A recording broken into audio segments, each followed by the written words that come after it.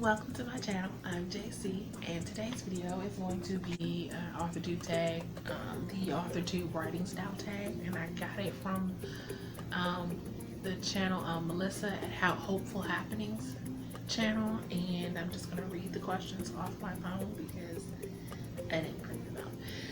So, question number 1. What writing rule do you break knowing you need to correct it in revisions? I think the rule of, someone once told me that it's a bad idea, for it's kind of against the rules to do the dual perspectives, the double main character thing. I think when I first started writing, someone told me, a creative writing teacher actually told me it's a bad idea to do the dual main characters, and I just kind of never really thought about doing it because I was told that that was a bad idea. But my very first novel, the one I'm getting ready to republish, it's dual main characters, and to add to that, one of the main characters is dead. So yeah, I thought I'd add an extra layer of rule breaking to that. I don't really know why it's a rule that you're not supposed to do. It may just have been the rule of that particular creative writing teacher, and I just always believed that that was a general rule, but I was told never to do that because it just overly complicated the story and all this other stuff. But I tend to really like the multiple main character thing. I don't know why, particularly if one of the characters is no longer alive. I don't know why it adds an extra something to it that I really love doing. I'm not saying that all of my books are going to have two main characters where one of them is dead. That's just the first one. But I liked doing it though. So that's one. Number 2. What writing rule do you break and don't plan on fixing?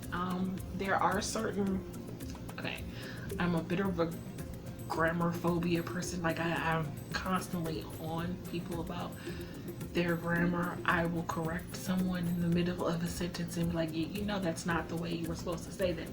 That's just grammatically incorrect. However, I do believe there's a certain poetic license, particularly if you're writing poetry, that there are certain things grammatically that just don't. Poetry is not something that you can be overly grammatically correct about. So when I write poetry and it's a little grammatically off, I probably am not going to change it. There are also things like in writing novels,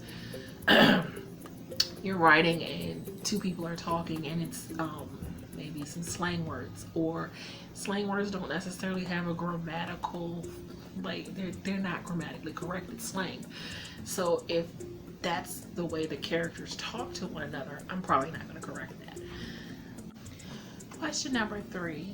How detailed do you get? What details do you think are important in your narrative? All details are important. For me, the physical traits of a character outweigh the details of a setting or a place. It's just for me. I'm really bad at describing things, particularly places and settings. I'm not that great at describing people either, but I'm a little better at it than I am at describing a place. And for me, I think it's because I want to make sure the people are described accurately. I don't necessarily care. It's not that I don't care about the settings. It's just that I don't make that the main focus of my stories. They are important. One of these days, I'm probably going to do a story where the setting is probably everything. But I need to get better at describing stuff first. But yeah, the character trait, the people, the descriptions of people, the way they look, the sight, those are important details. Number 4. Do you write flowery purple prose or to the point? To the point. Only flowery purple prose I might do is when I write poetry, but if I'm writing a novel, I like to kind of get to the point, which is probably why I'm not that great at showing versus telling.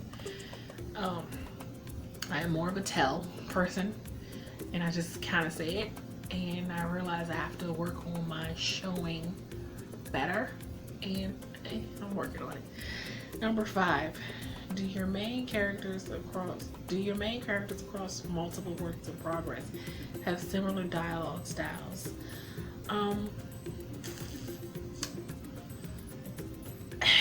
There's a bit of me in all my characters, just a tad bit, because as I've said here before, I tend to like to make my characters the exact opposite of me. They may have a couple of the flaws that I have personally, but everything else is usually the opposite. I can't necessarily write them the same as if I'm writing myself, because they're all not me. Like, they're so different than me. As far as like their dialogue styles, it depends on the character. So no, they're not the same across the different projects.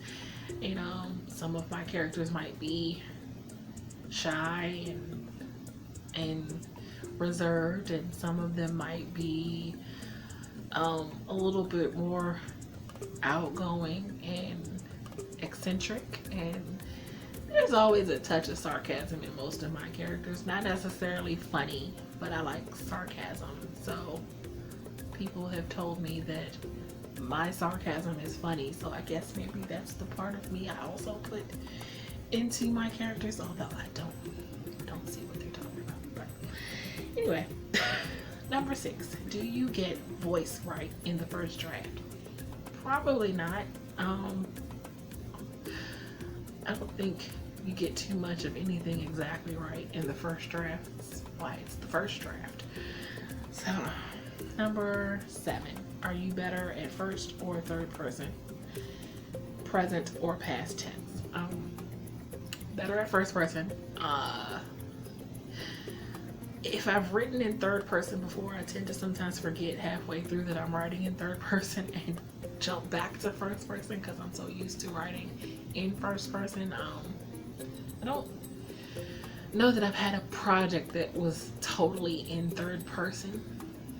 So there is a project that I want to work on that's kind of a bit of a back and forth. And then I tend to like doing the flashback thing, so I guess that's a bit of so I like past tense, but I write in present tense mostly. I do try to think of story ideas, or I have story ideas that infuse a bit of past and present. Have I actually worked on those story ideas yet? Not so much, but anyway. Number 8, do you pre-plan chapters or create chapters as you write? I'm a detailed outliner. I think if you've watched my videos before, you know I am a very detailed outliner. I pre-plan everything. So yes, that answer is yes. I pre-plan. I do a chapter by chapter outline. I have to.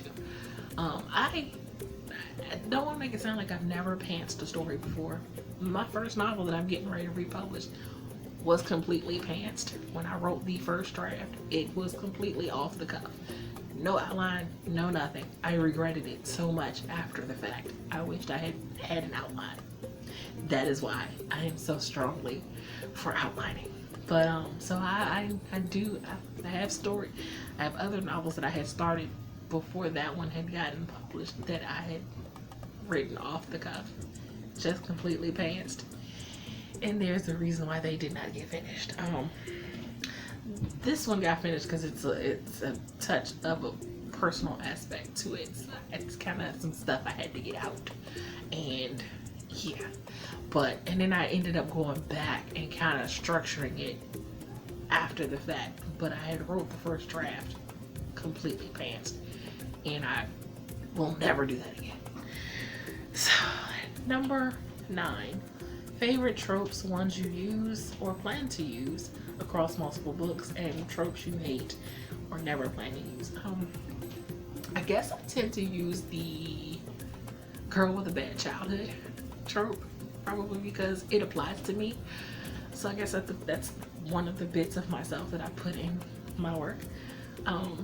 You know, the whole bad upbringing, coming up from basically having to teach yourself how to love yourself kind of thing. I don't know if that's a trope. It's a thing that I've seen done, and I think I tend to do it. There's always and I guess because I don't have the greatest relationship with my mother. Not the one that I wished I had. And I think that's the reason why a lot of my characters don't tend to have a mother, or at least they don't have a great relationship with their mother, or the ones that had the great relationship with the mother is dead. I don't know if that's a trope, but if it is, then that one. The tropes that I hate, I don't have any tropes that I hate. None that I can think of. Yeah, I can't think of any tropes that I hate. Hate enough to say that I will never use. Number 10, last question. Do you have similar themes, mood, messages, symbols across your books? I think I would say the similar theme would probably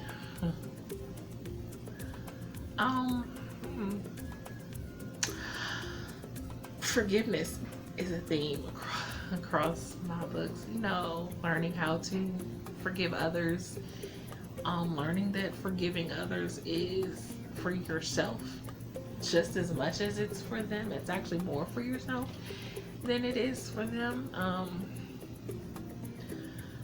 The childhood trauma seems to be a theme or mood or whatever that I tend to touch on in all my stories, and I don't necessarily mean to do it. Like, I'm not conscious of it when I think of, I know I'm outlining, and when I'm outlining, I'm thinking through the story, but it's not conscious that I'm not conscious that I'm doing it in every project until after the fact. It's not in every project.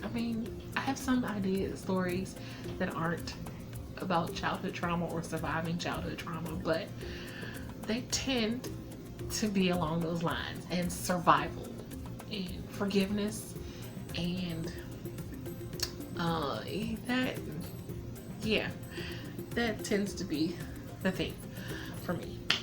I'm gonna leave the questions in the description box along with a link to Melissa's channel on HopeFull Happenings, and that's it for this video. And if you like what you see and want to see more videos from me, don't forget to hit the like and subscribe button, and let me know in the comments if you plan on doing the tag and what's your writing style like. Until next time, have a blessed day. Bye.